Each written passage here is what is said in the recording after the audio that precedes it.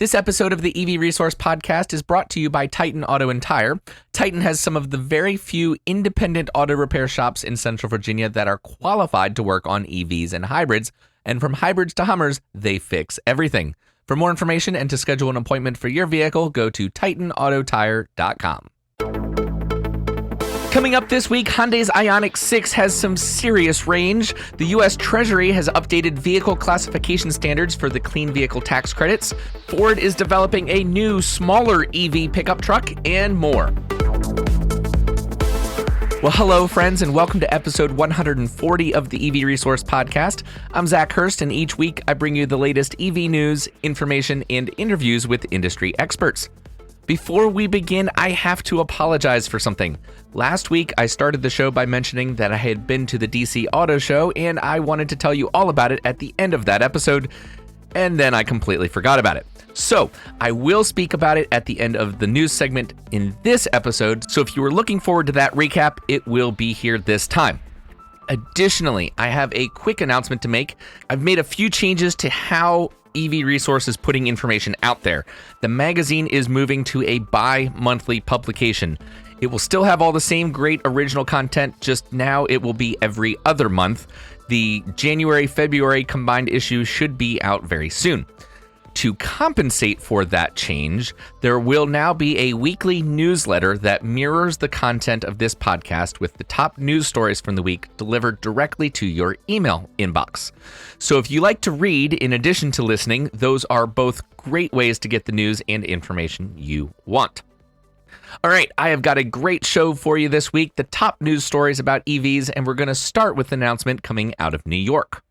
New York City Mayor Eric Adams announced on Thursday that Uber and Lyft will need to transition their fleets to zero-emission vehicles by the year 2030. This decision, which affects roughly 100,000 for-hire cars in one of the world's major ride-hailing markets, will set a precedent for other cities around the U.S. to follow. The move, which builds on ongoing efforts to electrify the thousands of city fleet vehicles, also includes plans to increase EV charging points across all 5 boroughs. Adams is expected to task the city's Taxi and Limousine Commission to implement the plan, as that department already regulates the for-hire vehicle industry for the city. While usually resistant to any outside mandates, Uber and Lyft previously made their own announcements to have fully electric fleets and have responded positively to the mayor's announcement. Paul Augustine, Lyft's director of sustainability, said in a statement, quote, "We are excited to partner with New York City on our journey. New York's commitment will accelerate an equitable citywide transition to electric, and we're eager to collaborate with the TLC on an ambitious plan for a rideshare clean mile standard," end quote.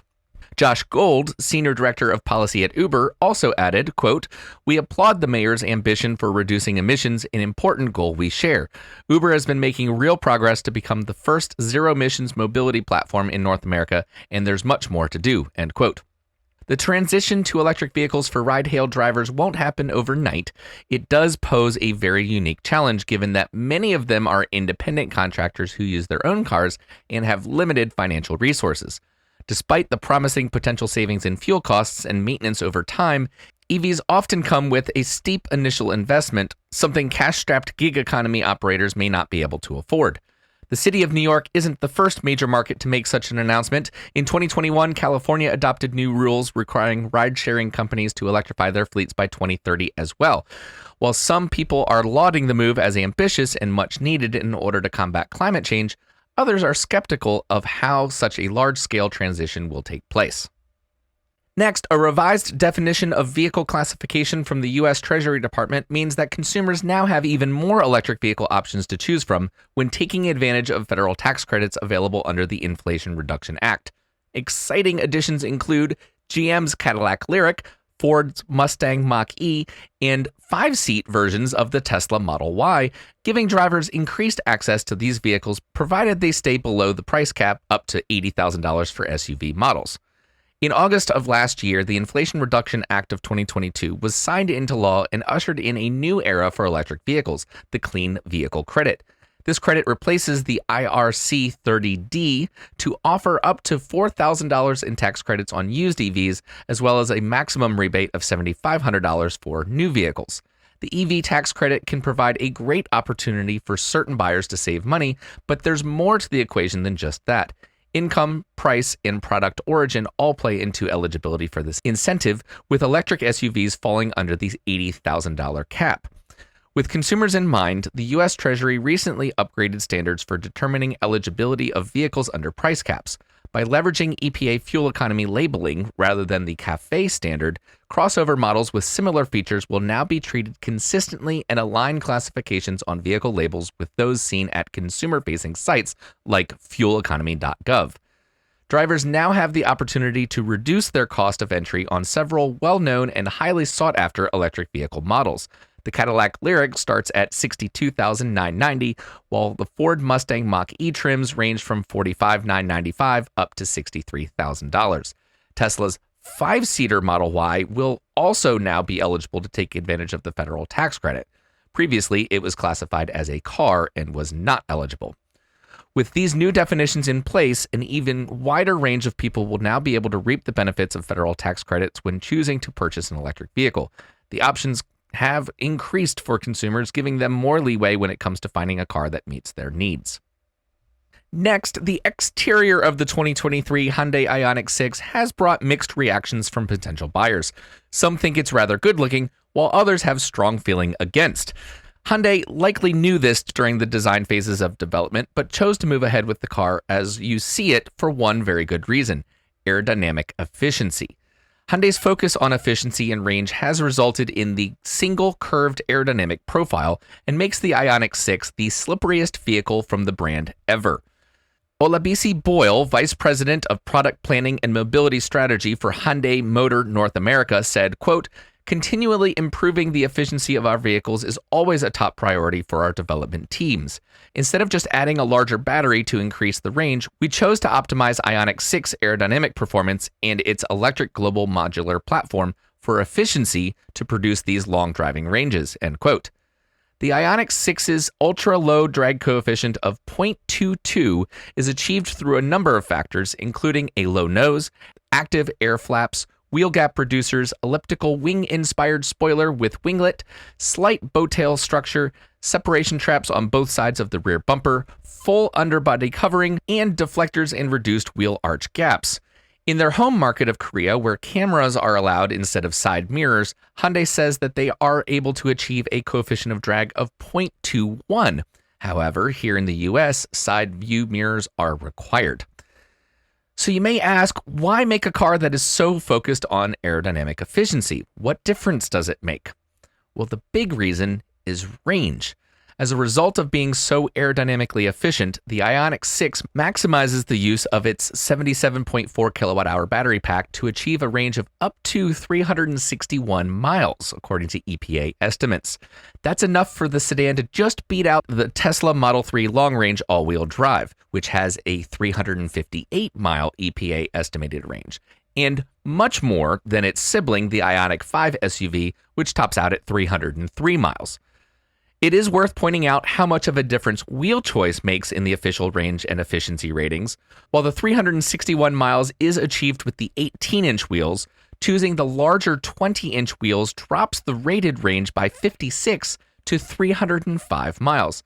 That's still pretty good, but 56 miles lost isn't insignificant. It's also worth noting that the Ioniq6's 140 combined miles per gallon equivalent rating matches two Lucid Air models that are at the top of fueleconomy.gov's 2023 top 10 vehicles list. And that is quite an accomplishment. It would seem that regardless of which trim level is chosen, the Ioniq6 is going to drive quite a long way before needing to be plugged in, something that non-EV owners have claimed has been a roadblock in their decision-making process. Perhaps these range figures will have more people considering an EV for their next vehicle. I do have a complete list of the EPA estimated ranges for the Ioniq6 by trim. You can click the link in the show notes or go to the EV Resource webpage to see that. Ford is reportedly in deep development of its next-generation electric vehicles, including a new full-size EV pickup that will complement the automaker's already successful F-150 Lightning. Ford has been working on several new developments for its Model E division dedicated towards EVs in hopes of creating an industry-leading platform. One of these developments, revealed last year, was an all-new pickup design that packs a completely new nameplate and is rumored to be a completely fresh slate for Ford to build upon.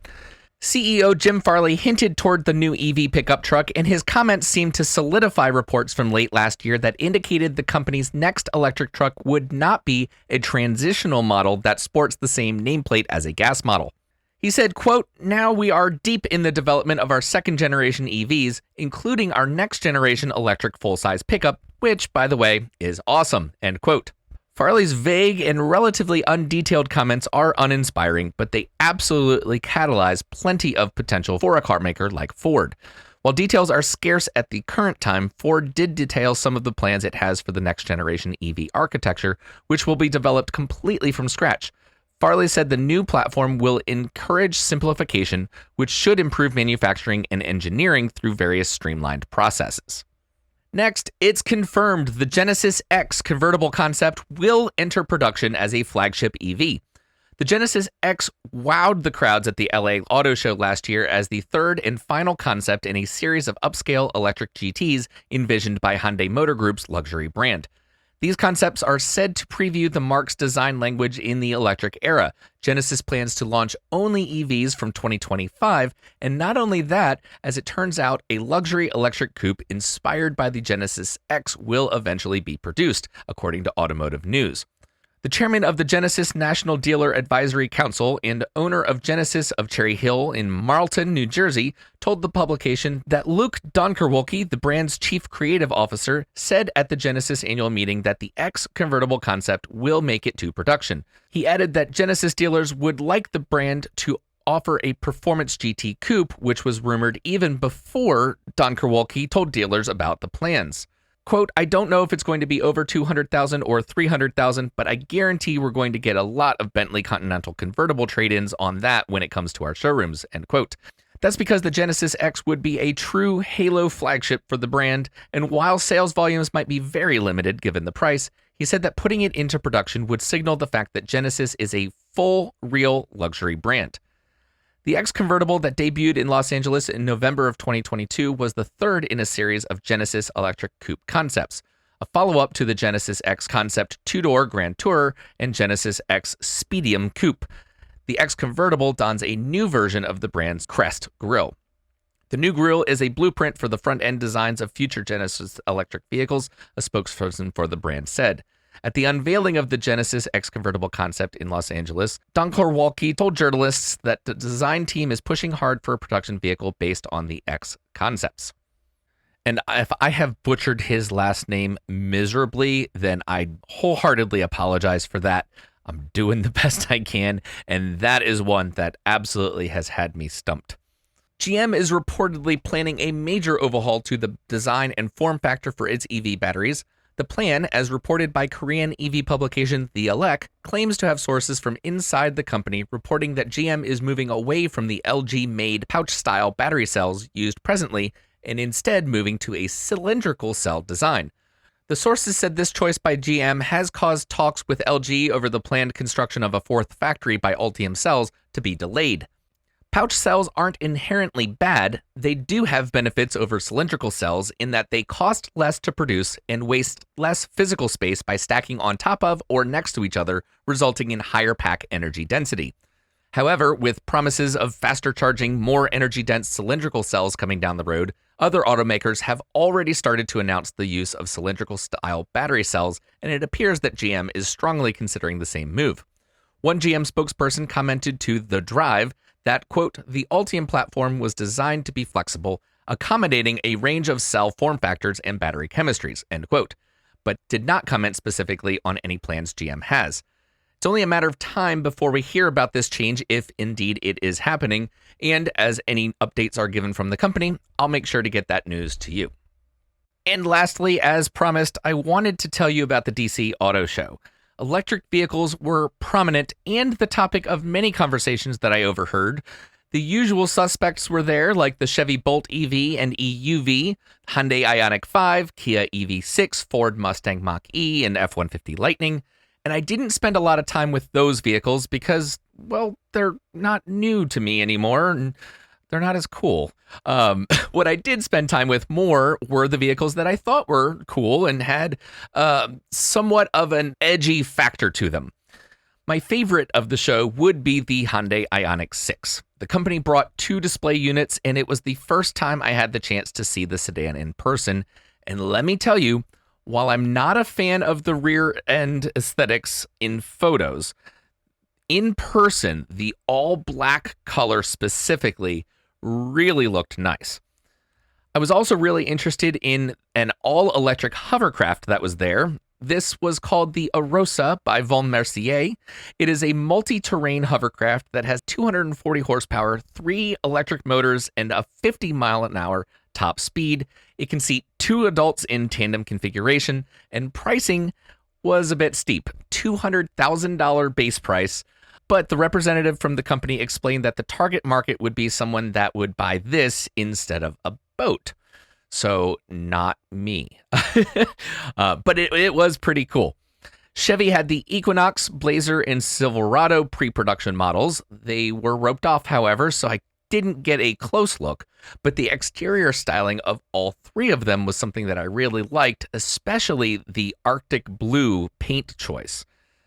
There was a European Fiat 500e, the next generation of which. It was from Italy, so it was equipped with a CCS Type 2 plug, which really threw me off at first. But it was nice to see that Stellantis wanted to have the Fiat 500e represented, even though they didn't have a North American version to show. I saw the 2023 Prius Prime plug-in hybrid, and if I were in the market for a plug-in hybrid, this would be my choice. Aside from being one of the best looking vehicles I've seen in a while, and I know I'm saying that about a Prius, so being that this is an audio only podcast, go look at pictures.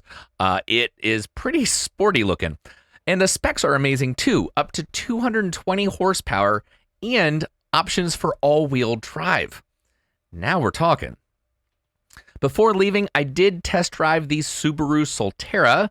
I wasn't significantly impressed, but I also found a number of things I did like about it. The one feature that sticks out in my mind now to me is the cloth material that they used to cover the dashboard. I liked that. The overall layout was very driver-oriented. The one thing that was weird to me, though, was the display and console, like gauge cluster, behind the steering wheel, directly in front of the driver. I thought the integration of that was very busy, and there was design elements built into that just were unnecessary. But overall, I think it's a good car. It should sell to some people. In fact, I did see one on the road in the wild for the first time ever this past week. So I know that they are selling. Generation 180 was there giving their Ask an EV Owner panel discussions, something that they've gotten really good at. And yeah, I was only there for one day, but I filled the day with activity, flittering around like a kid in a candy shop, and I'm really, really happy that I went. Okay, so that is it for the news segment this week, but stick around. I've got a bunch more coming, including the question of the week right after this. Do you own a business and want to reach EV owners and people interested in electric vehicles?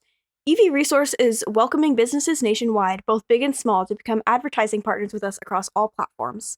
The EV Resource podcast, magazine, YouTube videos, social media, and our webpage. For more information, please email Zach at hello@ev-resource.com. Okay, thanks for sticking around. This next segment is the question of the week. Each week, I ask a question related to a news story in the episode and put up a poll on the Patreon page where you all have the opportunity to engage and respond with your answer and comments. Last week, I asked, how many Tesla Cybertrucks do you think will be delivered this year in 2023? And it doesn't appear that you all are very optimistic. Could it be the continual delays for the Cybertruck have you feeling a bit jaded? 67%, or 2/3 of you, said that you expect Tesla to deliver 1,000 or less Cybertruck units this year. A couple of outliers said they would produce between 1 and 5,000, and someone was optimistic, saying between 5,000 and 10,000. And I actually agree with whoever voted that way in the poll. I think they will have between 5 and 10,000 units out the door by the end of this year. Rajiv Narayan said, quote, Tesla insiders are saying they could deliver 10,000 trucks in 2023, as they are often optimistic. Between 5 and 10,000 seems a reasonable estimate based on what we know today. Also, my impression is that they already have a large number of pre-stamped Cybertruck bodies just waiting to be finished, suggesting that they could churn out a good number of trucks within this calendar year, end quote. So Raj, that must have been you who voted that way. And yeah, obviously, I agree with that. Charles Hall said he'd be ecstatic if they make 1,000 units this year. And Charles, I expect that you're going to be very happy. I myself would be ecstatic as well, because I would love to see one actually in person. I do have a Cybertruck reservation, but I'm still undecided if I'm going to take delivery or not. And honestly, I'm okay if I don't even have to make that choice this year. So I don't care how many they make. It would be great to see one on the road, like me actually seeing it. But, you know, if that doesn't happen, then I guess I'll be okay with that too. So for this week's question of the week, I wanted to go back and touch on the IONIQ6's rear end. Okay, that didn't sound right. Never mind. We'll keep it. We're going to touch the IONIQ6's butt. So the question I have for this week is, do you like the styling of the rear of the IONIQ6? Yes or no? And why do you feel that way?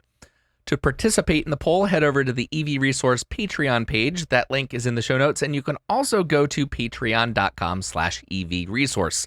Come on over and vote in the poll and leave a comment about it. I'm going to have a couple videos attached to the post so you can see what it looks like in different paint options. On then to the EV Resource Hotline segment. This is your chance to be featured on the podcast. All you have to do is call in and leave me your EV question, comment, or discussion topic. It's super easy to do this. Simply use your smartphone's built-in voice recording software, record your message. Please do try to keep it to 90 seconds or less. And then email that file to me at hello@ev-resource.com. This week, we didn't have anybody that called in, so if you have a question, comment, or discussion topic that you want to be featured in a future episode, go ahead and record that and email that in to me.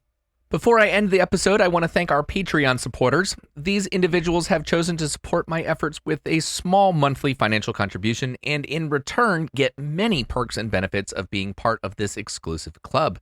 If you've been listening to the podcast a while and feel like I've earned your support as well, I'd encourage you to go to the Patreon page and consider joining.